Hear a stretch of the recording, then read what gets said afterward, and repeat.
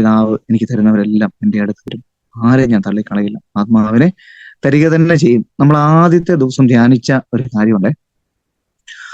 പുതിയൊരു ആത്മാവിനെ അല്ല നമുക്ക് നൽകപ്പെടുന്നത്. നമ്മുടെ ഉള്ളിലുള്ള ആത്മാവിനെ അത് ജ്വലിക്കാൻ പോവുകയാണ്, അത് ആക്റ്റീവ് ആകാൻ പോവുകയാണ്, കൂടുതൽ ആക്റ്റീവ് ആകാൻ പോവുകയാണ്. കാരണം വെച്ച് കഴിഞ്ഞാൽ അതിന്റെ തെളിവുകളെല്ലാം നമുക്ക് ബൈബിളിൽ തന്നെയുണ്ട്. കൊറിന്തോസുകാർക്ക് എഴുതിയ ലേഖനത്തിന്റെ 1-ാം ലേഖനം 12:3 ഇപ്രകാരം നമ്മൾ കാണുന്നുണ്ട്. 1 കൊരിന്തോസിന്റെ 12:3 ദൈവാത്മാവ് മുഖേന സംസാരിക്കുന്നവരാരും യേശു ശപിക്കപ്പെട്ടവനാണെന്ന് ഒരിക്കലും പറയുകയില്ല എന്നും യേശു കർത്താവാണെന്ന് പറയാൻ പരിശുദ്ധാത്മാവ് മുഖേന അല്ലാതെ ആർക്കും സാധിക്കുകയില്ല എന്നും നിങ്ങൾ ഗ്രഹിക്കണമെന്ന് ഞാൻ ആഗ്രഹിക്കുന്നു. യേശു കർത്താവാണെന്ന് പരിശുദ്ധാത്മാവ് മുഖേന അല്ലാതെ ആർക്കും പറയാൻ പറ്റത്തില്ലെന്ന്, ആർക്കും പറയാൻ പറ്റത്തില്ല, സാക്ഷ്യപ്പെടുത്താൻ പറ്റത്തില്ല. നമുക്കെല്ലാം അറിയാലോ ഈശോ കർത്താവാണ്, നമുക്ക് ആ പരിപൂർണ ബോധ്യത്തോടെ ഇരിക്കുന്നത്. അപ്പൊ അതിന്റെ അർത്ഥം എന്താണ്? നമ്മുടെ ഉള്ളിൽ പരിശുദ്ധാത്മാവുണ്ട്. ആ ആത്മാവാണ് നമ്മളെ സഹായിച്ചിരിക്കുന്നത്, ഈശോ കർത്താവാണെന്ന്. പിന്നെ അതുപോലെ തന്നെ തിമോത്തിയോസിന് എഴുതിയ 2-ാം ലേഖനം, പൗലോസ്ലീഹ തിമോത്തിയോസിന് എഴുതിയ 2-ാം ലേഖനത്തിന്റെ 1-ാം അധ്യായം 6-ാം വാക്യത്തിൽ നമ്മൾ കാണുന്നത്, എന്റെ കൈവപ്പിലൂടെ നിനക്ക് ലഭിച്ച ദൈവീക വരം വീണ്ടും ഉജ്ജ്വലിപ്പിക്കണമെന്ന് ഞാൻ നിന്നെ അനുസ്മരിപ്പിക്കുന്നു. ഉണ്ടോ? എന്റെ കൈവപ്പിലൂടെ നിനക്ക് ലഭിച്ച ദൈവീക വരം വീണ്ടും ഉജ്ജ്വലിപ്പിക്കുക എന്ന് വെച്ചാൽ എന്താണ് ഈ ദൈവീക വരം? പരിശുദ്ധാത്മാവിന്റെ ആ ഒരു ശക്തി, പരിശുദ്ധാത്മാവിന്റെ ശക്തി. എന്നിട്ട് പറയാണ്, എന്തെന്നാൽ ഭീരുത്വത്തിന്റെ ആത്മാവിനെയല്ല ദൈവം നമുക്ക് നൽകിയത്, ശക്തിയുടെയും സ്നേഹത്തിന്റെയും ആത്മനിയന്ത്രണത്തിന്റെയും ആത്മാവിനെ. കണ്ടോ?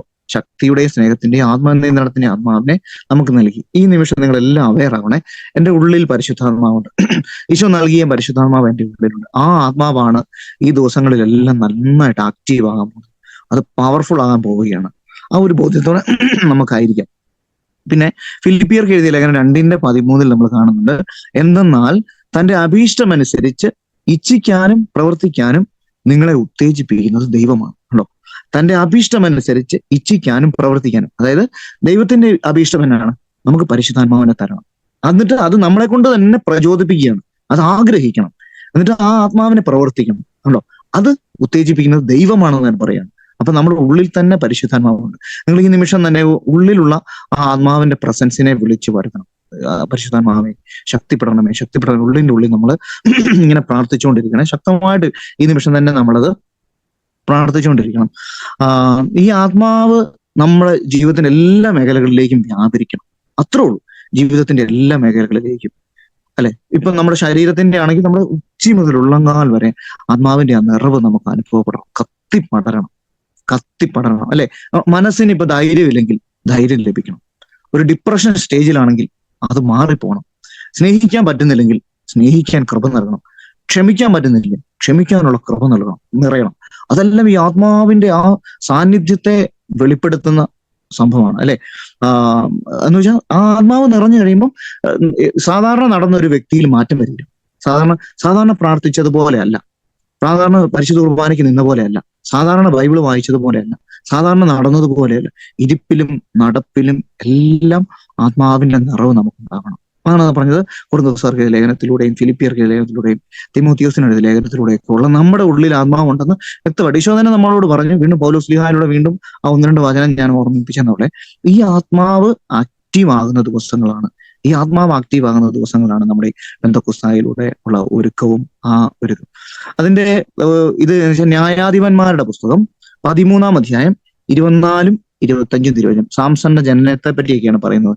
ന്യായാധിപന്മാരുടെ പുസ്തകം 13-ാം അധ്യായം 24-25 തിരുവചന ഭാഗം. അതിനകത്ത് പറയാണ്, അവൾ ഒരു പുത്രനെ പ്രസവിച്ചു, സാംസൺ എന്ന് അവന് പേരിട്ടു. കുട്ടി വളർന്ന് കർത്താവ് അവനെ അനുഗ്രഹിച്ചു. കുഞ്ഞിന്റെ ജനനത്തെ പറ്റി പറയുന്നത്, സോറായ്ക്കും എഷ്തേവാലിനും മധ്യേ മഹനോനിൽ വെച്ച് കർത്താവിന്റെ ആത്മാവ് അവനിൽ പ്രവർത്തിച്ചു തുടങ്ങി. കണ്ടോ? കർത്താവിന്റെ അവൻ ജനിച്ചപ്പോൾ തന്നെ അവൻ അനുഗ്രഹം കിട്ടി. നമ്മൾ ജനിച്ചപ്പോൾ തന്നെ നമ്മളെല്ലാം കർത്താവ് അനുഗ്രഹിച്ചു. നമുക്ക് മാമോദീസായിലൂടെ നമ്മളെ വീണ്ടും അനുഗ്രഹിച്ചു, സൈരലേപനത്തിലൂടെ വീണ്ടും അനുഗ്രഹിച്ചു, കൂദാശകൾ സ്വീകരിക്കാൻ അനുഗ്രഹിച്ചു. അല്ലെ? കാറ്റഗിസം, നല്ല സൺഡേ സ്കൂളിൽ പോകാനും ഈശോയെ കൂടുതൽ അറിയാനും നല്ല എന്താ പറയാ, നല്ല സൗഹൃദങ്ങളും എല്ലാം തന്ന് നമ്മളെ അനുഗ്രഹിച്ചു. എന്നിട്ട് ഇവിടെ അതുപോലെ തന്നെ പറയുന്നുണ്ടോ, സോറായ്ക്കും എഷ്തേവാവോലിനും മധ്യേയുള്ള മഹനോനിൽ വെച്ച് കർത്താവിന്റെ ആത്മാവ് അവനിൽ പ്രവർത്തിച്ചു തുടങ്ങി. കർത്താവിന്റെ ആത്മാവ് അവനിൽ പ്രവർത്തിച്ചു തുടങ്ങി എന്ന് പറയുന്നത് ശരിയാണ്. നമ്മുടെ ഉള്ളിലെല്ലാം ആത്മാവിന്റെ പ്രവർത്തനമുണ്ട്. പ്രവർത്തനമുണ്ട്. ഇതുകൊണ്ട് ശരിക്കും ഒരു വെർബാണ് ഉപയോഗിച്ചിരിക്കുന്നത്, അല്ലെ? ഒരു ക്രിയയാണ് ഉപയോഗിച്ചിരിക്കുന്നത്. കർത്താവിന്റെ ആത്മാവ് പ്രവർത്തിച്ചു തുടങ്ങി. നമുക്കറിയാലോ ഈ പരിശുദ്ധാത്മാവിന്റെ പ്രവർത്തനങ്ങളെ പറ്റി എല്ലാം ബൈബിളിൽ പറഞ്ഞ ചലിച്ചു, ആവസിച്ചു, ഇടപെട്ടു, ഇറങ്ങി വന്നു, നിറഞ്ഞു, ശക്തിപ്പെടുത്തി, ബലപ്പെടുത്തി. ഇങ്ങനെ പല തരത്തിലുള്ള ക്രിയകൾ ഉപയോഗിച്ചിട്ടുണ്ട്. എന്ന് വെച്ചാൽ പരിശുദ്ധാത്മാവ് എപ്പോഴും പ്രവർത്തന നിരതനാവാൻ ആഗ്രഹിക്കുന്നുണ്ട്. നമ്മുടെ ജീവിതത്തിൽ എപ്പോഴും പ്രവർത്തിക്കാൻ ആത്മാവ് ആഗ്രഹിക്കുന്നുണ്ടെന്നാണ് ഇവിടെ ഉപയോഗിച്ചിരിക്കുന്നത്. അത് ദൈവത്തിന്റെ ആത്മാവ് നമ്മുടെ ഉള്ളിൽ പ്രവർത്തിക്കുമെന്ന അതിന്റെ റിസൾട്ട് ഉണ്ടാവണം. അത് ഇനിയും നമുക്ക് പ്രവർത്തിക്കുന്നതായിട്ട് ഫീൽ ചെയ്യുന്നില്ലെങ്കിൽ അത് പ്രവർത്തിച്ച് അതിന് റിസൾട്ട് ഉണ്ടാവേണ്ട ദിവസങ്ങളാണ് ഈ പെന്തക്കോസ്തായ്ക്ക് നമ്മൾ ഒരുങ്ങുന്നതും പെന്തക്കോസ്താ തിരുനാളിൽ ആത്മാവ് നമ്മൾ ജ്വലിക്കുന്നു ഉറപ്പായിട്ട് നമ്മൾ വിശ്വസിക്കണം. ഈ ദിവസങ്ങളിലെല്ലാം അതിന്റെ പ്രവർത്തനങ്ങൾ നമ്മൾ കണ്ടു തുടങ്ങിയിട്ടുണ്ട്. എന്നുവെച്ചാൽ നമുക്ക് ആത്മാവിന്റെ പ്രചോദനം ഇല്ലാതെ ഇങ്ങനെ വന്നിരിക്കാൻ പറ്റത്തില്ല. 1 മണിക്കൂർ ഒന്നും അല്ലെങ്കിലും നമ്മൾ വിചാരിച്ചാൽ മതിയേ, നമുക്കൊരു റെഗുലർ പ്രെയർ ഇല്ലെങ്കിൽ ശരിക്കും ഈ ദിവസങ്ങളിൽ നമുക്കൊരു റെഗുലർ പ്രെയർ ഉണ്ടാക്കി തരുന്നൊരു വഴിയും കൂടെയാണ് ഇത്. അതായത് ഒന്ന് പറഞ്ഞേ, 9:30 തൊട്ട് 10:30 വരെ 1 മണിക്കൂർ നമ്മളെ പിടിച്ചിരുത്തിയിരിക്കണം. ആണോ? ഇത് നമ്മൾ ഇനി കണ്ടിന്യൂ ചെയ്യാനുള്ള ഒരു കൃപയും കൂടെ പ്രാർത്ഥിക്കണം. 1 മണിക്കൂർ ചില്ലറ കാര്യമല്ല. 1 മണിക്കൂർ ഈശോയുടെ കൂടെ ആയിരിക്കാൻ വേണ്ടി നമുക്ക് പറയാം. അപ്പൊ ഈ സാംസണിൽ പരിശുദ്ധാത്മാവ് പ്രവർത്തിച്ചു തുടങ്ങിയതുപോലെ നമ്മിലും പ്രവർത്തിച്ചു തുടങ്ങണം. അത് വെറുതെ ഇരിക്കുന്ന ഒരു ആത്മാവല്ല. ആത്മാവ് എപ്പോഴും ഈ ആത്മാവ് പ്രവർത്തിക്കുമ്പോ എന്നാ നമ്മളോട് ചില കാര്യങ്ങൾ ചെയ്യണമെന്ന് പറയും. പ്രാർത്ഥനയുടെ സമയമാകുമ്പോൾ നമ്മൾ ഉള്ളിനുള്ളിൽ പ്രചോദിപ്പിക്കണം, പ്രാർത്ഥിക്കുക. ഒരു ക്രൈസിസ് വരുമ്പോഴത്തേനും നമ്മൾ ഓടി മാറുമല്ല, അല്ല അവരെ ഇവരെ വിളിക്കുമല്ല. ആദ്യം നീ പ്രാർത്ഥിക്കുക. നിന്റെ ഉള്ളിൽ ഉള്ളവൻ നിന്നെ ശക്തിപ്പെടുത്തും. ആ ഒരു ഇതാണ് നമുക്ക്. പിന്നെ തെറ്റ് ചെയ്യാൻ ഒരു ടെംപ്റ്റേഷൻ വരികയാണ്. അവിടുന്ന് നമ്മളെ പിന്തിരിപ്പിക്കും. ചില കാര്യങ്ങൾ പോകരുതെന്ന് പറയുന്നിടത്ത് നമ്മളോട് പോകരുതെന്ന് കർത്താവ് കൃത്യമായിട്ട് പറഞ്ഞത്. അത് അപ്പസ്തോല പ്രവർത്തനത്തിൽ നമ്മൾ കാണുന്നുണ്ട്. ഈ ശിഷ്യന്മാര് പരിശുദ്ധാത്മാവിനെ നിറഞ്ഞിട്ട് ഇങ്ങനെ ഈശോയ്ക്ക് വേണ്ടി വചനം പ്രഘോഷിച്ച് നടക്കുകയാണ്. രാവും പകലും ഉറക്കമില്ലാതെ അവർ വചനം പ്രഘോഷിച്ച് നടക്കുകയാണ്. പക്ഷെ ചില സ്ഥലങ്ങളിൽ ചെല്ലുമ്പോൾ പരിശുദ്ധാത്മാവ് പറയാണ് ഇവിടെ പ്രസംഗിക്കണം പറഞ്ഞ് പിന്തിരിപ്പിക്കുക. കണ്ടോ? ചെയ്യേണ്ടാത്ത കാര്യങ്ങൾ ചെയ്യരുതെന്ന് കൃത്യമായിട്ട് നമ്മളെ കൊണ്ട്, അത് ആത്മാവ് ആക്റ്റീവ് ആണെങ്കിൽ മാത്രമേ നമുക്ക് പറ്റുള്ളൂ. അതാണ് അപ്പസ്തോല പ്രവർത്തനം 16-ന്റെ 6-ഉം 7-ഉം തിരുവചനം. അപ്പസ്തോല പ്രവർത്തനം 16-ന്റെ 6-ഉം 7-ഉം തിരുവചനം. ഏഷ്യായിൽ വചനം പ്രസംഗിക്കുന്നതിൽ നിന്ന് പരിശുദ്ധാത്മാവ് അവരെ പിന്തിരിപ്പിച്ചുകൊണ്ട് അവർ ഫ്രീജിയ, ഗലാത്തിയ എന്നിവിടങ്ങളിലേക്ക് യാത്ര ചെയ്തു. കേട്ടോ? ഏഷ്യായിലോട്ട് വചനം പ്രഘോഷിക്കാനാണ് അവരുടെ ആഗ്രഹം പോകണമെന്ന്. പക്ഷെ പരിശുദ്ധാത്മാവ് അവരെ പിന്തിരിപ്പിക്കുന്നുണ്ട്. ഇപ്പൊ ഫോർ എക്സാമ്പിൾ, നമുക്ക് ബാംഗ്ലൂർ പഠിക്കാൻ പോകണമെന്നാണ് ആഗ്രഹം. അപ്പൊ എന്ത് ചെയ്താൽ അവിടെ ഇത് കിട്ടുന്നില്ല, അഡ്മിഷൻ കിട്ടുന്നില്ല. അതിന്റെ അർത്ഥം നമ്മൾ പ്രാർത്ഥിക്കണം, പരിശുദ്ധാത്മാവെ ഈശോ ആഗ്രഹിക്കുന്നില്ലേ? ഒരാൾക്ക് UK പോകാനാണ് ആഗ്രഹം, IELTS എഴുതിയിട്ടോ ഒന്നും ശരിയാകുന്നില്ല. അതിന്റെ അർത്ഥം മിക്കവാറും പരിശുദ്ധാത്മാവിനോട് പ്രാർത്ഥിച്ചു കഴിഞ്ഞാൽ കൃത്യമായിട്ട് പറഞ്ഞുതരും, നീ ഇപ്പൊ അങ്ങോട്ടല്ല പോകേണ്ടത്, നീ ഇപ്പൊ വേറൊരു സ്ഥലത്തേക്കാണ്, ഓസ്ട്രേലിയക്കായിരിക്കും പോകേണ്ടത്, ന്യൂസിലൻഡിലേക്കാണ് പോകേണ്ടത്. അപ്പൊ അങ്ങനെ ഉണ്ടെങ്കിൽ പോകേണ്ട വഴി കർത്താവ് ഉറപ്പായിട്ട് അവിടെ തുറന്നു തരും. എന്നിട്ട് വീണ്ടും പറയാണ്, മീസിയായിക്ക് അടുത്ത് വന്നപ്പോൾ ബിഥീനിയയിലേക്ക് പോകാൻ അവർ ആഗ്രഹിച്ചു, എങ്കിലും യേശുവിന്റെ ആത്മാവ് അനുവദിച്ചില്ല. അവർ ഇവിടുന്ന് ഒരു സ്ഥലത്തേക്ക് പോകാൻ ആഗ്രഹിക്കണം, പക്ഷെ യേശുവിന്റെ ആത്മാവ് അവിടുന്ന് അനുവദിക്കുക. അത് നമ്മൾ പരിശുദ്ധാത്മാവ് ആക്റ്റീവ് ആണെങ്കിൽ മാത്രമല്ലേ നമുക്ക് മനസ്സിലാവുള്ളൂ. കർത്താവിന്റെ കൃപാവര ആക്റ്റീവ് ആണെങ്കിൽ മാത്രമല്ലേ നമുക്കത് മനസ്സിലാവുള്ളൂ. അപ്പൊ ആ കർത്താവ് ചില കാര്യങ്ങൾ പെർമിറ്റ് ചെയ്യത്തില്ല. ചില കാര്യങ്ങൾ നമ്മൾ ചെയ്യുക തന്നെ ചെയ്യണമെന്ന് പരിശുദ്ധാത്മാവിന്റെ പ്രചോദനം ഉള്ളവർക്കേ ഇത് പറ്റുള്ളൂ. കൃത്യമായിട്ട് ഇപ്പൊ നമുക്കറിയാലോ, വ്യക്തികളുടെ മാനസാന്തരങ്ങളൊക്കെ നമ്മൾ എന്തെങ്കിലും കണ്ടില്ലേ? ഈ കുറച്ച് നാളുകൾക്ക് മുമ്പ് ഈ ആലപ്പുഴയിലുള്ള ഇറച്ചി ആൽബിൻ എന്നും പറഞ്ഞുകൊണ്ട് ഒരു വ്യക്തിയുടെ ഒരു വീഡിയോ ഞാൻ യൂട്യൂബിൽ കാണാൻ ഇടയായി. നിങ്ങളൊക്കെ കണ്ടിട്ടുണ്ടായാലും എനിക്കറിയത്തില്ല. അദ്ദേഹം ഭയങ്കര ക്രൂരനായ ഒരു മനുഷ്യനാണ്, ഒരു ഗുണ്ടയായിട്ട് നടന്നൊരു മനുഷ്യനാണ്. പോലീസുകാരനെ കൊന്നിട്ട് അദ്ദേഹത്തിനെ കുത്തിയിട്ട് ആ കത്തിയിലെ ബ്ലഡ് ചാരായത്തിനകത്ത് ഒഴിച്ച് കുടിച്ച മനുഷ്യനാണ്. അത്ര നീചനായ ഒരു മനുഷ്യനാണ് അദ്ദേഹം. ഇന്ന് ആലപ്പുഴയില് ഇപ്പോ ഈ മെന്റലായിട്ടും ഇങ്ങനെ വയ്യാത്ത ഒക്കെ അവർക്ക് വേണ്ടിയുള്ള ഒരു വലിയ സ്ഥാപനം നടത്തുക. അദ്ദേഹത്തിന്റെ ജീവിതത്തിന് അതൊരു വലിയ സ്റ്റോറിയാണ്. നിങ്ങൾ ചുമ്മാ യൂട്യൂബിൽ സെർച്ച് ചെയ്ത് നോക്കിയാൽ ഇറച്ചി ആൽബിൻ ജീവിത കഥ എന്ന് പറഞ്ഞിട്ട് യൂട്യൂബിൽ നിങ്ങൾ അടിച്ചു കൊടുത്താൽ നിങ്ങൾക്ക് കാണാൻ പറ്റും. ഒരു മരണമല്ല, 1-2 പേര് വേറെ ആ നാട്ടിൽ തന്നെ ഇദ്ദേഹത്തെ പോലെ തന്നെ അജാകുബാനുമായിട്ടുള്ള ഒരു ഭയങ്കര ഒരു വില്ലനായിട്ടൊരു മനുഷ്യനുണ്ട്. ഇവര് തമ്മിൽ മദ്യഷാപ്പിലിരുന്ന് കുറെ കഴിഞ്ഞ് വാക്തർക്കം ഉണ്ടായി. എന്നിട്ട് ഇവര് തമ്മിൽ പറയാണ്, നമ്മൾ നാട്ടിൽ ഒരു ഗുണ്ട മതി എന്ന് പറയുന്നത് ഈ ഇറച്ചി ആൽബിന്റെ നേരെ മറ്റേ ആള് കത്തി കുത്താൻ വേണ്ടി വന്നപ്പോൾ ഇറച്ചി ആൽവിൻ അതിനു മുന്നേ അവനെ കുത്തിക്കൊന്നു. അതും ഇതുപോലെ തന്നെ കുത്തിയിട്ട്, അദ്ദേഹം തന്നെ പറയുന്ന സാക്ഷ്യം കേട്ടോ, ഞാൻ പറയുന്ന സാക്ഷ്യമല്ല. ഇതിങ്ങനെ കുത്തിയിട്ട് ആ ബ്ലഡ്, ആ ചങ്കിലെ ചോര, മനുഷ്യന്റെ ചങ്കിലെ ചോര ഒരു ഗ്ലാസ്സിനകത്തോട്ട് ഒഴിച്ചിട്ട് അതങ്ങോട്ട് കുടിക്കുകയാണ്. എന്നിട്ട് തന്റെ ഇടത്തോടെ ഇറങ്ങി നടക്കുകയാണ്. പിന്നെ അദ്ദേഹം നാട്ടുകാരങ്ങാണ്ട് പിടിച്ച് ഭയങ്കര വലിയ പ്രശ്നം ഉണ്ടായി. പിന്നെ അദ്ദേഹം വലിയൊരു മാനസാന്തരം അദ്ദേഹത്തിന്റെ ജീവിതത്തിൽ സംഭവിക്കുന്നുണ്ട്. ഇന്ന് അദ്ദേഹം പാവപ്പെട്ട മക്കൾക്ക് വേണ്ടി, വയ്യാത്ത മക്കൾക്ക് വേണ്ടി, തെരുവിൽ കിടക്കുന്ന മക്കൾക്ക് വേണ്ടി ഒരു അപ്പന്റെ സാന്നിധ്യമായിരിക്കുകയാണ്. അപ്പന്റെ സാന്നിധ്യമായിരിക്കണം. അത്ര കണ്ടോ ആത്മാവ് പ്രവർത്തിക്കുന്നതുണ്ടോ? ആത്മാവ് പ്രവർത്തിക്കുന്നതുണ്ടോ? ആത്മാവ് പ്രവർത്തിക്കാൻ തുടങ്ങുന്നത് തന്നെ ജന്മത്ത് ബൈബിള് വായിക്കാത്ത ആള് ബൈബിള് വായിച്ചു തുടങ്ങിയാണ്. എഴുതാനും വായിക്കാനും അറിയാത്ത ആള് ബൈബിള് വായിച്ചു തുടങ്ങുകയാണ്. അല്ലെ? ചില ഫാമിലീസ് ഒക്കെ കർത്താവിന് സ്പർശനം ഏറ്റു കഴിയുമ്പോഴത്തേനും കുടുംബത്തോടെ വചനം പ്രഘോഷിക്കാൻ വേണ്ടി ഇറങ്ങി. കുടുംബത്തോടെ വചനം പ്രഘോഷിക്കാറ് എന്തോ ഒരു ആത്മാവിന്റെ പ്രചോദനമാണ്. അച്ഛൻ വീണ്ടും വീണ്ടും പറയുവാണെ, നിങ്ങളുടെ ഉള്ളിലുള്ള ആത്മാവിനോട് പ്രാർത്ഥിക്കുക. ആത്മാവേ, B active, B active, powerful, powerful. കർത്താവ് പ്രവർത്തിക്കട്ടെ. അല്ലെ? നമ്മളെല്ലാം ഈശോയുടെ സാന്നിധ്യത്തിലാണെന്നേ, ഈശോയുടെ സാന്നിധ്യത്തിലാണെന്നേ. പുറപ്പാട് 20:24 എന്റെ നാമം അനുസ്മരിക്കാൻ ഞാൻ ഇടവരുത്തുന്നിടത്തെല്ലാം ഞാൻ ഇറങ്ങി വന്ന് നിന്നെ അനുഗ്രഹിക്കും. കണ്ടോ, നമ്മൾ കർത്താവിന്റെ നാമം അനുസ്മരിച്ചുകൊണ്ട് ഇവിടെ ഇരിക്കുകയാണ്. മത്തായി 18:20 2 3 പേർ എന്റെ നാമത്തിൽ ഒന്നിച്ചു കൂടുമ്പോൾ അവരുടെ മധ്യ ഞാനുണ്ടായിരിക്കും. ഈശോയുടെ പ്രോമിസ് ആണ്. നമ്മൾ 125 പേരാണ് ഒരുമിച്ച് കൂടിയിരിക്കുന്നത്. ഈശോയുടെ പ്രോമിസ് ആണ്. അപ്പൊ ആ ആത്മാവുണ്ട്. വിശ്വസിക്കുക. കർത്താവിന്റെ ആത്മാവ് അത്രമാത്രം ആക്റ്റീവാണ്. ഇനി നമ്മൾ കാണുന്നത് വേറൊരു വചനമാണ്. കർത്താവിന്റെ ആത്മാവ് ആക്റ്റീവായ ഒരവസ്ഥ ന്യായാധിപന്മാരുടെ പുസ്തകത്തിൽ തന്നെ 14:5, 6 ഈ വചനമൊക്കെ നിങ്ങൾ ഒത്തിരി ധ്യാനിച്ചിട്ടുള്ളതായിരിക്കും. പരിശുദ്ധാത്മാവിനെ പറ്റി പറയുന്ന ഒരു ഭാഗമാണ്. സാംസൺ, ന്യായാധിപന്മാരുടെ 14:5, 6 സാംസൺ മാതാപിതാക്കന്മാരോട് കൂടെ തിമ്നായിലേക്ക് പോയി. അവിടെ ഒരു മുന്തിരിത്തോപ്പിലെത്തിയപ്പോൾ ഒരു സിംഹക്കുട്ടി അവന്റെ നേരെ അലറി വന്നു. കർത്താവിന്റെ ആത്മാവ് അവനിൽ ശക്തമായി ആവസിച്ചു. കേട്ടോ, ആയുധം കൂടാതെ ആട്ടിൻകുട്ടി എന്ന പോലെ അവൻ ആ സിംഹക്കുട്ടിയെ ചീന്തിക്കളഞ്ഞു. ആട്ടിൻകുട്ടിയെ സിംഹക്കുട്ടി എന്ന പോലെ ചീന്തിക്കളഞ്ഞു. ഈ അലറി വരും, ഒരു സിംഹം അവന്റെ നേരെ അലറി അങ്ങോട്ട് വരികയാണ്. ആയുധമില്ലാതെ ആ സിംഹത്തിനെ നേരിടുക. ആയുധമില്ലാതെ എങ്ങനെയാണ് നേരിട്ടത്? കർത്താവിന്റെ ആത്മാവ് ശക്തമായി അവന്റെ മേലാവസിച്ചു.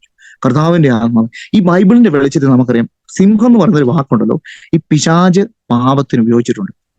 പിശാച് പാപം ബൈബിളിന്റെ വെളിച്ചത്തിൽ നമ്മൾ വായിക്കുമ്പോൾ, അതായത് പ്രഭാഷകന്റെ പുസ്തകം 27:10 നമ്മൾ കാണുന്നുണ്ട്, സിംഹം ഇരയ്ക്ക് വേണ്ടി പതിയിരിക്കുന്നു, പാപം പാപിയെ കാത്തിരിക്കുന്നു.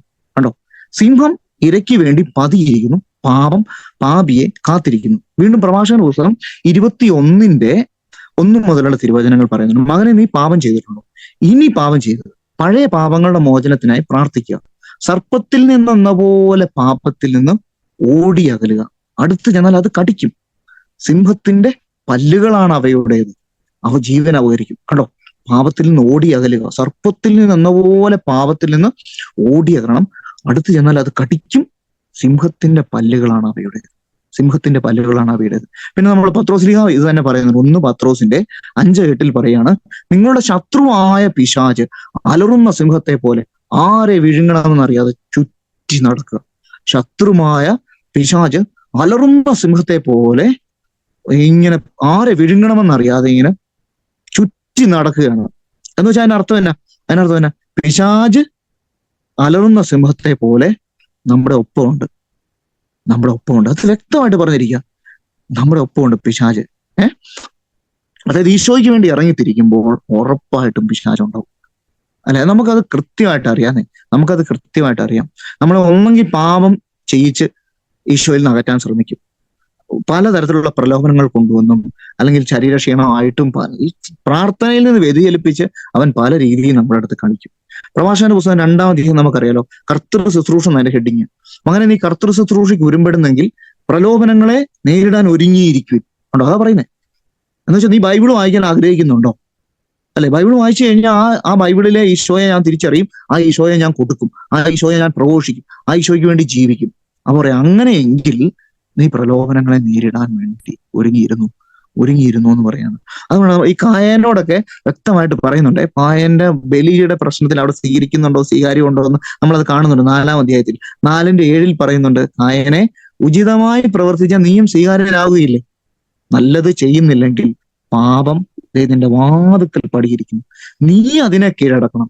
അല്ലെങ്കിൽ അത് നിന്നെ കീഴടക്കും. നീ അതിനെ കീഴടക്കാം, അല്ലെങ്കിൽ അത് നിന്നെ കീഴടക്കും. ഈ അലറുന്ന സിംഹത്തെ പോലെ എന്ന് പറയുന്നത് ഒരു വെരി ഇമ്പോർട്ടന്റ് ഒരു വാക്കാണ്, ഈ അലറുന്ന സിംഹം. അതായത് നമ്മൾ ശ്രദ്ധിച്ചാൽ മതി, ഈ സിംഹം ആരാ? കാട്ടിലെ രാജാവ്. കാട്ടിലെ രാജാവ്. നമുക്കറിയാം ഏറ്റവും ഫാസ്റ്റസ്റ്റ് ആയിട്ട് ഓടുന്നത് മൃഗമാണ് പുലി, കടുവ, സിംഹം, ഇവരൊക്കെയാണ്. ഈ സിംഹത്തിന്റെ പരിപാടി, സിംഹത്തെക്കാട്ടിൽ എന്തോ ഒരു വലിയൊരു മൃഗമാണ് ആന. പക്ഷെ ആനയ്ക്ക് സിംഹത്തെ പേടിയും. ആന ആഞ്ഞൊരൊറ്റ ചവിട്ട് കൊടുത്താണല്ലോ സിംഹം സിംഹം തീർന്നെന്ന് കൂട്ടിയാൽ മതി. പക്ഷെ ആനയ്ക്ക് സിംഹത്തെ പേടിയാ. ഇവൻ പേടിപ്പിക്കുന്നതിനെന്നറിയും, അലറി, ഒരൊറ്റ അലർച്ചയാണ്. മറ്റുള്ള മൃഗങ്ങൾ അലറുന്ന പോലെ അല്ല ഇവന്റെ ശബ്ദം. ഇവന്റെ ശബ്ദം ആ കാട് മുഴുവൻ പ്രകമ്പനം കൊള്ളും. അപ്പൊ ആനയും എല്ലാ മൃഗങ്ങളും പേടിക്കും. ഇവിടെ അതാണ് ഉപയോഗിച്ചിരിക്കുന്നത്. അതായത് പിശാച് അലറി എന്തെങ്കിലുമൊക്കെ രൂപം കാണിച്ച് നമ്മളെ പേടിപ്പിക്കും. നമ്മളെ പേടിപ്പിച്ചു കഴിഞ്ഞാൽ പിന്നെ നമ്മൾ പല കാര്യത്തിൽ നിന്നും നമ്മൾ പിന്മാറുകയാണ്. മനസ്സിന്റെ ധൈര്യം കുറച്ച് കളയും. മുന്നോട്ട് പോകാൻ വേണ്ടി നമ്മൾ ആത്മഹത്യാ ചിന്ത കൊണ്ടുവരും. പല തരത്തിലുള്ള അപ്പൊ നമ്മളെന്ത് ഈ പേടിച്ചങ്ങോട്ട് പിന്മാറുകയാണ്. ഈ സാംസന്റെ പുസ്തകത്തിൽ നമ്മൾ ഇതിനകത്ത് ഏറ്റവും ബ്യൂട്ടിഫുൾ ആയിട്ടൊരു സംഭവം എന്ന് പറഞ്ഞാൽ, ഞാനിതൊരു പുസ്തകത്തിൽ നിന്ന് വായിച്ചപ്പം എനിക്ക് കിട്ടിയതാണേ. ഈ സാംസൺ തിമ്നായിലേക്ക് മാതാപിതാക്കന്മാരുടെ കൂടെ പോവാ. അവിടെ മുന്തിരിത്തോപ്പിൽ എത്തിയപ്പോഴാണ് സിംഹക്കുട്ടി അവന്റെ നേരെ അലറി വരുന്നത്. മുന്തിരിത്തോപ്പിൽ അതൊരു വനമല്ല, വനത്തിന്റെ ഏരിയയിൽ ഒരിക്കലും ആരും മുന്തിരിത്തോപ്പ് വെക്കത്തില്ല. നിങ്ങൾ ശ്രദ്ധിച്ചു നോക്കിയോ, മുന്തിരിപ്പാടം ഉള്ളിടത്ത് ആ ഏരിയയിലെങ്കിൽ ഒരു വനമുണ്ട്. വനം അത്രമാത്രം ഫോറസ്റ്റ് ഒരിടത്തുമില്ല. അവിടെയാണ് സിംഹം വരുന്നത്. അപ്പൊ എന്തായിരിക്കും ഈ സിംഹം? അവിടെയാണ് ഈ സിംഹം വരുന്നത് എന്ന് വെച്ചാൽ വരാൻ പാടില്ലാത്തടത്ത് ഒരാൾ കയറി വരികയാണ്. കേട്ടോ. അതാണ് എഫേസോസ് 6:6 അധ്യായം 10 മുതലുള്ള തിരുവചന ഭാഗത്തിൽ പറഞ്ഞ അവസാനമായ കർത്താവിലും അവിടുത്തെ ശക്തിയുടെ പ്രാഭവത്തിലും കരുത്തുള്ളവരാകും. സാത്താന്റെ കുടില തന്ത്രങ്ങളെ എതിർത്ത് നിൽക്കാൻ ദൈവത്തിന്റെ എല്ലാ ആയുധങ്ങളും ധരിക്കുകയും. എന്നിട്ട് പറയണം എന്തെന്നാൽ നമ്മൾ മാംസത്തിനും രക്തത്തിനും എതിരായിട്ടല്ല, പ്രഭുത്വങ്ങൾക്കും ആധിപത്യങ്ങൾക്കും ഈ അന്ധകാര ലോകത്തിന്റെ അധിപന്മാർക്കും സ്വർഗീയ ഇടങ്ങളിൽ വസിക്കുന്ന തിന്മയുടെ ദുരാത്മാക്കൾക്കും. കണ്ടോ, സ്വർഗീയ ഇടങ്ങളിൽ വസിക്കുന്ന തിന്മയുടെ ദുരാത്മാക്കൾ. അതായത് എന്റെ മുന്തിരിത്തോട്ടം. നമ്മൾ യെശയ്യാ പ്രവാചന പുസ്തകത്തിൽ 5-ാം അധ്യായത്തിൽ കാണുന്നുണ്ട് കർത്താവിന്റെ മുന്തിരിത്തോപ്പ് എന്ന് പറയുന്നത്. ആ മുന്തിരിത്തോപ്പ് വരുന്ന സിംഹം ആരാ?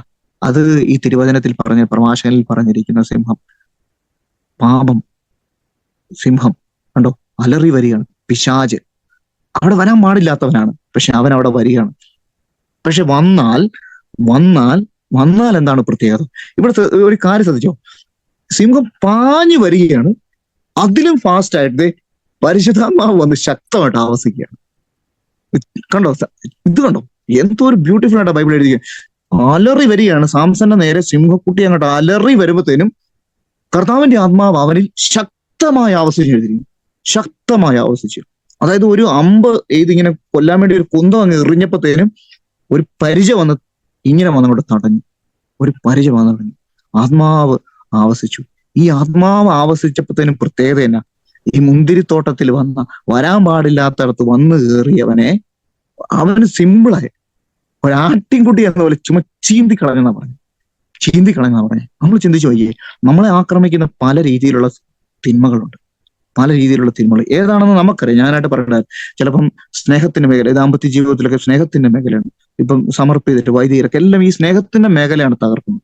നമ്മൾ പ്രാർത്ഥനാ ജീവിതം, പിശാച് പല രീതിയിൽ സോഷ്യൽ മീഡിയയുടെ രൂപത്തിൽ വരികയാണ്. അപ്പൊ നമുക്ക് ഇതിനെയൊക്കെ ഒരു ആട്ടിൻകുട്ടിയെ പോലെ ചീന്തി കളയാൻ പറ്റണമെങ്കിൽ നമ്മുടെ ഉള്ളിലെ ആത്മാവ് ആക്റ്റീവ് ആകണം. ആ ഒരു കൃപയ്ക്ക് വേണ്ടി നമ്മൾ ശക്തമായിട്ട് പറയൂ, പരിശുദ്ധാത്മാവേ, എന്റെ ഉള്ളിൽ വസിക്കുന്ന പരിശുദ്ധാത്മാവേ. പിശാച് പല രീതിയിൽ നമ്മളെ പേടിപ്പിക്കുന്നുണ്ടോ? അപ്പം എന്താ പറയാ, ഇപ്പം ഒരു യുദ്ധത്തെ പറ്റി ഒരു പ്രശ്നം വരികയാണ്, ഒരു യുദ്ധം വരിക, ഇങ്ങനെ ഒരു പെട്ടെന്നൊരു അറിയിപ്പ് ഉണ്ടാകുകയാണ്, കുറെ പേര് കൊല്ലപ്പെടും, ഇങ്ങനെ പല സംഭവങ്ങളുണ്ടാകും. നമ്മളങ്ങ് ഭയങ്കരമായിട്ട് പേടിച്ചു പോവുകയാണ്. അപ്പം മറുവശത്ത് ദൈവത്തിന്റെ ആത്മാവ് ശക്തമായിട്ട് പറയും, ഒന്നിനും പേടിക്കണം. പക്ഷെ നമുക്ക് പേടിയാ, ഇവിടെയാണ് നമ്മൾ പരിശുദ്ധാത്മാവിന്റെ ശക്തിയിൽ ആശ്രയം. ശിഷ്യന്മാർക്ക് ഇതൊന്നും ഒരു പ്രശ്നമല്ലായിരുന്നു. അപ്പസ്തോലപ്രവർത്തനം നമ്മൾ വായിക്കുമ്പം അവർക്ക് ഇതൊന്നും ഒരു പ്രശ്നമല്ല. അവരെ പിടിച്ചുകൊണ്ട് ഏറ്റവും ബ്യൂട്ടിഫുൾ ആയിട്ട് 12 അപ്പസ്തോല പ്രവർത്തനത്തിന്റെ 12-ാം അധ്യായത്തിൽ നമ്മൾ കാണുന്നുണ്ടോ, പത്രോസിനെ പിടിച്ച് തടവറയിൽ കൊണ്ടിട്ടു. പുള്ളിയെ കൊണ്ട് ആദ്യം യാക്കോബിന്റെ കഴുത്തറത്തു, യാക്കോബ് ശ്ലീഹായുടെ കഴുത്തറത്തു. എന്നിട്ട് പത്രോസ്ലീഹായെ പിടിച്ചോണ്ട് പോയി തടവറയിലിട്ടു. തടവറയിലിട്ടപ്പോ പത്രോസ്ലീഹ അവിടെ എന്താ ചെയ്തോണ്ടിരുന്നത്? രണ്ട് ജയിൽ പിന്നെ കാവൽക്കാരുടെ നടുവിൽ കിടന്ന് സുഖമായിട്ട് കിടന്നുറങ്ങും. ആർക്ക് പറ്റും? മിക്കവാറും നാളെ പുള്ളിയെ തട്ടുമെന്നറിയാം. പക്ഷെ പുള്ളി കിടന്നുറങ്ങാം. പൗലോസും സീലാസും 16 അധ്യായത്തിൽ നമ്മൾ കാണാം, പിടിച്ചോണ്ട് പോയി തടവറയെ കൊണ്ടിട്ടു. അവരവിടെ കിടന്ന് ചുമ്മാ കർത്താവിനെ സ്തുതിച്ച് ആരാധിക്കും. ആത്മാവ് ആക്റ്റീവാകുന്നുണ്ടോ? ഇതേ സെയിം ആത്മാവിനെയല്ലേ പ്രിയപ്പെട്ടവർ നമുക്ക് തന്നിരിക്കുന്നത്? ഇതേ സെയിം ആത്മാവിനെയല്ലേ നമുക്ക് തന്നിരിക്കുന്നത്? ആ ഒരു ബോധ്യത്തിൽ നമ്മൾ ആരാധനയിലേക്ക് പ്രവേശിക്കുകയാണ്.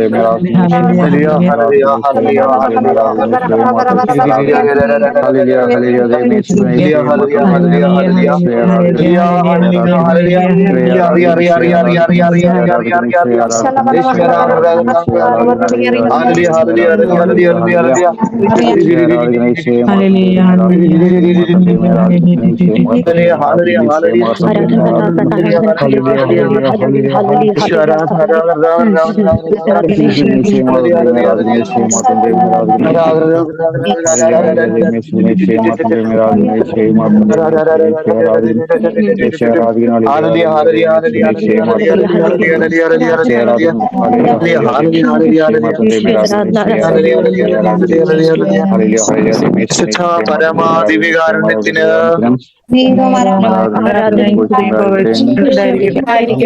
നിത്യസ്തുതിക്ക് അർഹനായ പരിശുദ്ധ പരമദിവ്യകാരുണ്യത്തിന്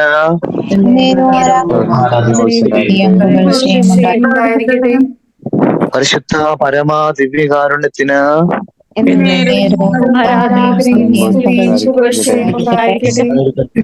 എല്ലാവരും കണ്ണുകൾ തുറന്ന് ദിവ്യകാരുണ്യേശോയെ നോക്കാം. എല്ലാവരും കണ്ണുകൾ തുറന്ന് ദിവ്യകാരുണ്യേശോയെ നോക്കാം. കൈകളെ യാചനാപൂർവ്വം പിടിച്ച് നമുക്ക് ഈശോയെ നോക്കാം. ഓ ഈശോയെ, അതിയായി ആഗ്രഹിക്കുന്നു ഞങ്ങളുടെ ഉള്ളിലുള്ള പരിശുദ്ധാത്മാവിനെ അങ്ങയുടെ ദിവ്യപ്രകാശത്താൽ സ്പർശിച്ച് ജ്വലിപ്പിക്കണമേ എന്ന് ഞാൻ പ്രാർത്ഥിക്കുന്നു.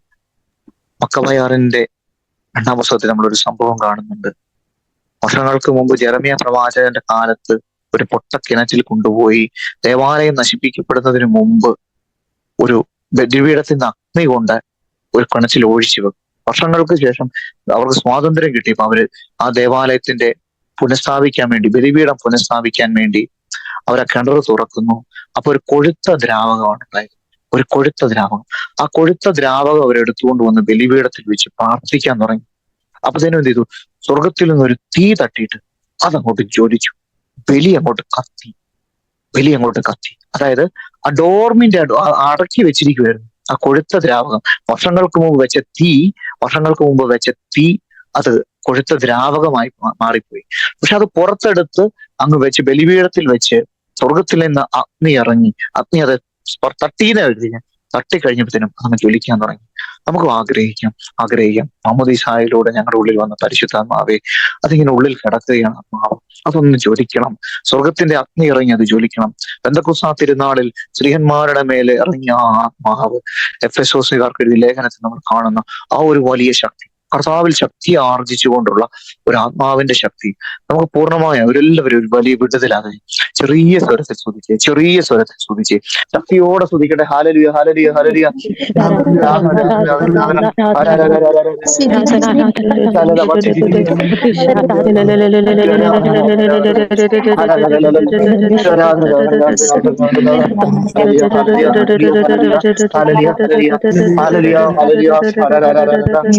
പരിശുദ്ധമാവേ നിറയണമേ, പരിശുദ്ധമാവേ നിറയണമേ എന്ന് പ്രാർത്ഥിക്കുന്നു. പരിശുദ്ധമാവേ നിറയണമേ എന്ന് പ്രാർത്ഥിക്കുന്നു. പരിശുദ്ധമാവേ നിറയണമേ. Hallelujah, hallelujah, hallelujah.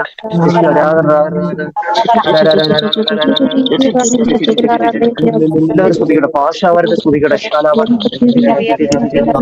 ആത്മാവേ ആരാധന,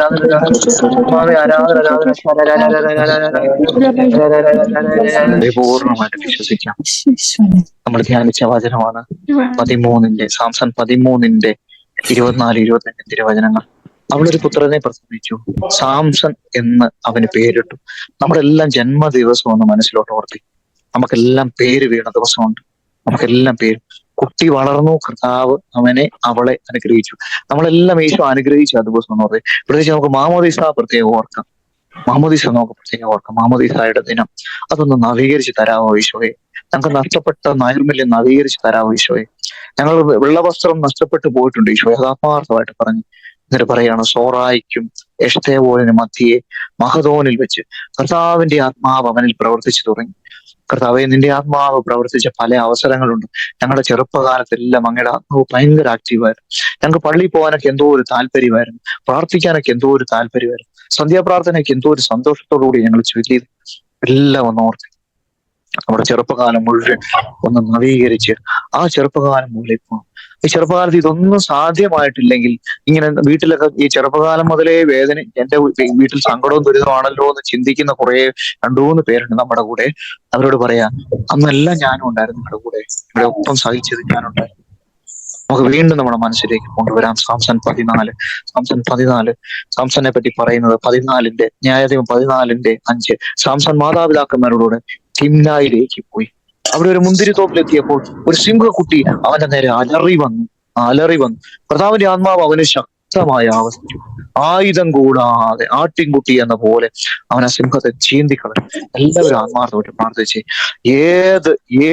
ഏത് തരത്തിലുള്ള ദുരാത്മാവാണ് അലറി നമ്മുടെ നേരെ വരുന്നത്?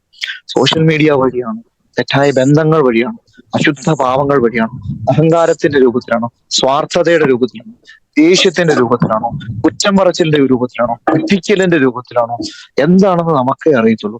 അതൊന്ന് കർത്താവിന് കൊടുത്തേ. കർത്താവെ, നിന്റെ ആത്മാവ് ശക്തമായ അവസ്ഥ, നിന്റെ ആത്മാവ് ശക്തമായ അവസ്ഥ.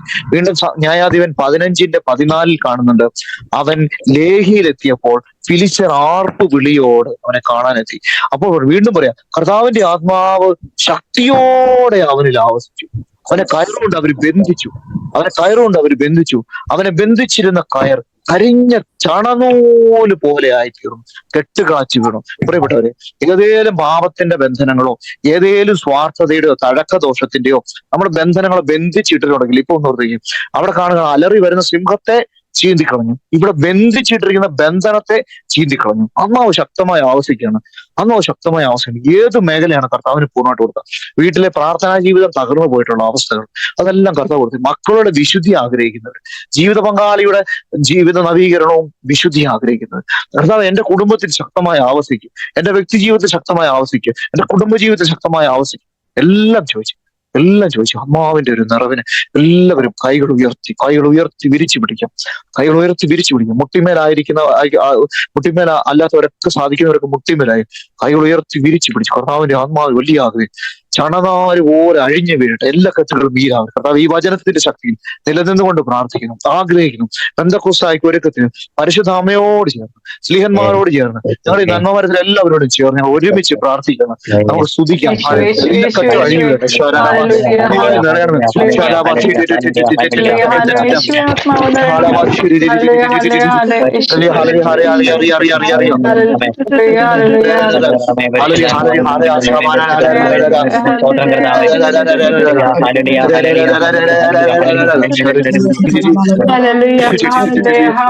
നിരാശകൾ വിട്ടുപോട്ടെ എന്ന് പ്രാർത്ഥിക്കുന്നു.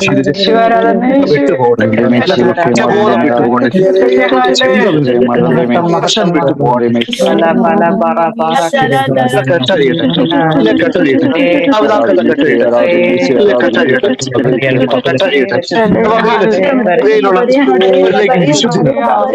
എല്ലാവരും ആത്മാവ്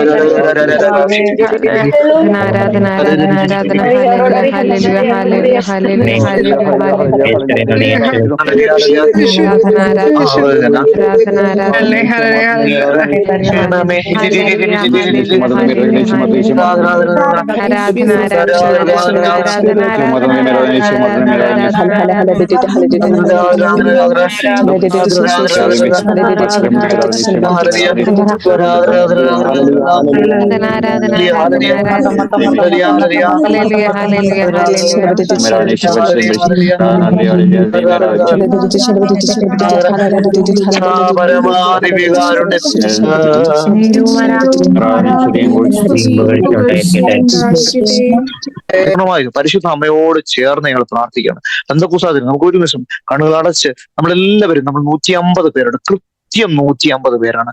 കൃത്യം പെന്തക്കോസ്താ തിരുനാളിൽ ഈ 150 ദിവസം 120 പേരുടെ ഒരുമിച്ച് കൂടുന്ന പ്രാർത്ഥന. നമുക്കെല്ലാം ഒന്ന് കൈകൾ കോർക്കാം.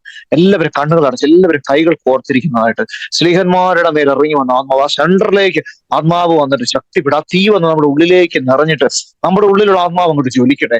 ജീവിത പ്രശ്നങ്ങളെല്ലാം മാറിപ്പോകട്ടെ. സന്തോഷം നിറയട്ടെ, ആനന്ദം നിറയട്ടെ. ഗലാത്യ 5:22 അഭിഷേകം നിറയട്ടെ. സ്നേഹം, ആനന്ദം, സമാധാനം, ക്ഷമ, ദയ, നന്മ, വിശ്വാസം, സൗമ്യത, ആത്മസംയമനം, വിശുദ്ധി, പരിത്യാഗം, സഹനശക്തി എല്ലാം നിറയട്ടെ എന്ന് നമ്മൾ അതിശക്തമായിട്ട് എല്ലാവരും ഒരു വീടായിട്ട് നമ്മുടെ നന്മമാരെ പൂർണ്ണമായിട്ട് കൈപിടിച്ച് ഈശോയെ ശക്തിയോടെ സ്തുതിക്കാം. Hallelujah, hallelujah. യേശു ആരാധന, ആരാധന, ആരാധന, ആരാധന. എല്ലാവരും സ്തുതിക്കണം.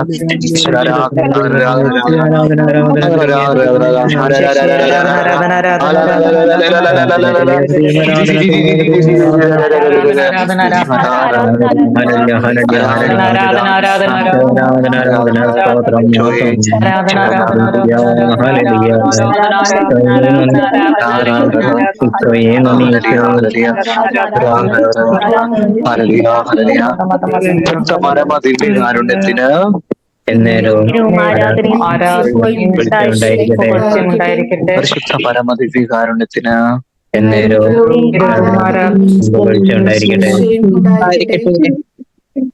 എല്ലാം ഈശോയെ കണ്ണു തുറന്നു നോക്കാം. റോമ 8:14 ദൈവാത്മാവിനാൽ നയിക്കപ്പെടുന്നവരെല്ലാം ദൈവത്തിന്റെ പുത്രന്മാരാണ്. നിങ്ങളെ വീണ്ടും ഭയത്തിലേക്ക് നയിക്കുന്ന അടിമത്തത്തിന്റെ ആത്മാവിനെയല്ല, മറിച്ച് പുത്ര സ്വീകാരണത്തിന്റെ ആത്മാവിനെയാണ് നിങ്ങൾക്ക് നൽകിയിരിക്കുന്നത്. ഈ ആത്മാവ് മൂലമാണ് നാം ആബാ പിതാവേ എന്ന് വിളിക്കുന്നത്. നാം ദൈവത്തിന്റെ മക്കളാണെന്ന് ഈ ആത്മാവ് നമ്മുടെ ആത്മാവിനോട് ചേർന്ന് സാക്ഷ്യം നൽകുന്നു. നാം മക്കളാണെങ്കിൽ അവകാശികളാണ്. വചനം പറയാണ്, നാം മക്കളാണെങ്കിൽ അവകാശികളാണ്. ദൈവത്തിന്റെ അവകാശികളും ക്രിസ്തുവിന്റെ കൂട്ടവകാശികളും. ദൈവത്തിന്റെ അവകാശികളും ക്രിസ്തുവിന്റെ കൂട്ടവകാശികളും എന്നാൽ അവനോടൊപ്പം ഒരിക്കൽ മഹത്വപ്പെടേണ്ടതിന് ഇപ്പോൾ അവനോടുകൂടെ നാം പീഡ അനുഭവിക്കുന്നു. നാം പൂർണ്ണമായിട്ട് പറഞ്ഞു ഈശോയോട് പറഞ്ഞ് ആർഗ്യൂ ചെയ്തു ഞങ്ങൾ അവകാശികൾ, നിന്നോടൊപ്പം പിതാവായ ദൈവത്തിൽ അവകാശികളാണ്, ഞങ്ങൾ മക്കളാണ്, നമ്മൾ അടിമകളൊന്നും അല്ലെന്നേ. നമ്മൾ പൂർണ്ണമായിട്ട് അതങ്ങ് ആർഗ്യൂ ചെയ്ത് ആത്മാവെ വന്നങ്ങോട്ട് ജ്വലിച്ച് ഞങ്ങളുടെ ഉള്ളിൽ ആത്മാവെ വന്നങ്ങോട്ട് ജ്വലിച്ച് വിശ്വസിക്കുക. എല്ലാവരും വിശ്വസിച്ച് പറഞ്ഞ് എല്ലാ പ്രശ്നങ്ങളും നമ്മുടെ ജീവിതത്തിന്റെ വരുമാന മാർഗങ്ങള്, സമ്പദ് വ്യവസ്ഥകളെല്ലാം കൊടുത്ത് ഈശോയെ ഞങ്ങളുടെ കൂടെയുള്ള എല്ലാ ബിസിനസ് ചെയ്യുന്നവരെ സമർപ്പിക്കുകയാണ്. എല്ലാ നേഴ്സുമാരെ സമർപ്പിക്കുകയാണ്. ഡോക്ടർമാരുണ്ട് അവരെ ഞങ്ങൾ സമർപ്പിക്കുകയാണ്. ടീച്ചർമാരുണ്ട് അവരെ ഞങ്ങൾ സമർപ്പിക്കുകയാണ്. കൃഷി പണി ചെയ്യുന്നവരുണ്ട് അവരെ ഞങ്ങൾ സമർപ്പിക്കുകയാണ്. വിവിധ തരത്തിലുള്ള ഷോപ്പിംഗ് മാൾ, ഹോട്ടലുകൾ, ഷോപ്സ് അങ്ങനെയൊക്കെ ഇട്ടിരിക്കുന്ന മൊബൈൽ കട എല്ലാവരെയും സമർപ്പിക്കുകയാണ്. കർത്താവേ ആത്മാവേ എല്ലാ മേഖലകളിലേക്ക് നിറയണം. സന്തോഷം ദൈവാത്മാവിനെ നയിക്കപ്പെടുന്നവരെല്ലാം ദൈവത്തിന്റെ പുത്രന്മാരാണ്. നിങ്ങളെ വീണ്ടും ഭയത്തിലേക്ക് നയിക്കുന്ന അടിമത്തത്തിന്റെ ആത്മാവിനെയല്ല, പുത്ര സ്വീകാര്യത്തിന്റെ ആത്മാവിനെയാണ് നൽകിയത്. ഈ ആത്മാവ് മുഖേനയാണ് ആവാ പിതാവേ എന്ന് വിളിക്കാൻ നമുക്ക് സാധിക്കുന്നത്. നാം ദൈവത്തിന്റെ മക്കളാണ്. അവകാശികളാണ്, ദൈവത്തിന്റെ കൂട്ടവകാശികളും, ദൈവത്തിന്റെ അവകാശികളും ക്രിസ്തുവിന്റെ ദൈവത്തിന്റെ അവകാശം. ദൈവം നമ്മുടെ അവകാശമാണ്, ക്രിസ്തുവിന്റെ കൂട്ടവകാശി. എല്ലാവരും പറഞ്ഞേ, ഈശോയെ എന്റെ ആത്മാവ് ഞങ്ങളുടെ അവകാശമല്ല, നമ്മുടെ അവകാശം. നമുക്ക് പൂർണ്ണമായിട്ട് ഈശോയുടെ കരങ്ങളിലേക്ക് കൊടുക്കാം. നന്മമരത്തെ പൂർണ്ണമായിട്ട് ഈശോയെ ഈ പെന്തക്കോസ്തായിക്ക് ഈ 5-6 ദിവസം ഞങ്ങൾക്ക് ഈ നന്മ മരത്തിലൂടെ ഒരുങ്ങാൻ കൃപ തരുന്നതിനെ ഓർത്ത് നന്ദി പറയും. ഞങ്ങളുടെ വ്യക്തി ജീവിതങ്ങളിൽ, ഞങ്ങളുടെ കുടുംബ ജീവിതങ്ങളെ, ജീവിത പങ്കാളി, മക്കളെ എല്ലാം പരിശുദ്ധാത്മാവെന്ന് അറിയണം. ഞങ്ങളുടെ കുടുംബത്തിൽ ഈ പ്രാർത്ഥനയെ കുറിച്ച് ബോധ്യമില്ലാത്തവരുണ്ട് ഈശോയെ. ഞങ്ങൾ പ്രാർത്ഥിക്കും, ഞങ്ങളെ കുറ്റപ്പെടുത്തുക, നിനക്ക് വേറെ പണിയൊന്നുമില്ലെന്ന് ചോദിച്ചുകൊണ്ട്. കർത്താവെ, ഞങ്ങൾ നിന്നെ അനുഭവിച്ച് അറിയുന്നുണ്ട് ഈശോയെ. അതുകൊണ്ടല്ലേ നിന്റെ പിന്നാലെ വരുന്നത് നാണം കിട്ടും. ഞങ്ങൾ ആത്മാവ്, ഉള്ളിലുള്ള ആത്മാവ് ജ്വലിക്കട്ടെ. നമുക്ക് പൂർണ്ണമായിട്ട് കൊടുക്കാം. ഏതെങ്കിലും മേഖല നിരാശ അനുഭവിക്കുന്നുണ്ട്, ഭയങ്കര ഭാരം, മനസ്സിൽ ഒത്തിരി ഭാരപ്പെടുത്തുന്നത്, ഒത്തിരി പേര് സങ്കടമുള്ളവരുണ്ട്. അവരെല്ലാം പരിശുദ്ധാത്മാവ് തൊടുന്നുണ്ട്, പരിശുദ്ധാത്മാവ് തൊടുന്നുണ്ട്. നമുക്ക് പൂർണ്ണമായി നമ്മളെ തന്നെ ഈശോയുടെ കരങ്ങളിലേക്ക് കൊടുത്ത് ശാന്തമായിട്ട് സ്തുതിച്ചുകൊണ്ട് ഉള്ളിന്റെ ഉള്ളിൽ നിന്ന് ആത്മാവിനെ കിട്ടിയെന്നുള്ള പരിപൂർണ ബോധ്യത്തില് ആ ആനന്ദത്തിന്റെ നിറവിൽ കൊണ്ട് ശാന്തമായിട്ട് സ്തുതിച്ചുകൊണ്ട് നമുക്ക് ഈശോയുടെ ആശീർവാദം സ്വീകരിക്കാം. Hallelujah, hallelujah, hallelujah, hallelujah.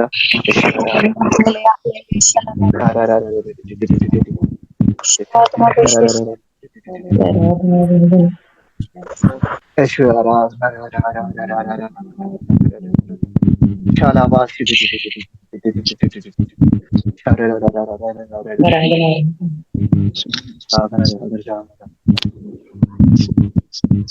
സാധിക്കുന്നതൊക്കെ കുമ്പിട്ട് ആരാധിക്കാം, കുമ്പിട്ട് ആരാധിക്കാം. പരിശുദ്ധ പരമ ദിവ്യകാരുണ്യത്തിന് ഉണ്ടായിരിക്കട്ടെ. നിത്യസ്തുതിക്ക് അർഹനായ പരിശുദ്ധ പരമ ദിവ്യകാരുണ്യത്തിന് ഉണ്ടായിരിക്കട്ടെ. പരിശുദ്ധ പരമ ദിവ്യകാരുണ്യത്തിന് ഉണ്ടായിരിക്കട്ടെ. കണ്ണുകളടച്ച് നെഞ്ചോട് ചേർന്ന് നന്ദി പറയാം.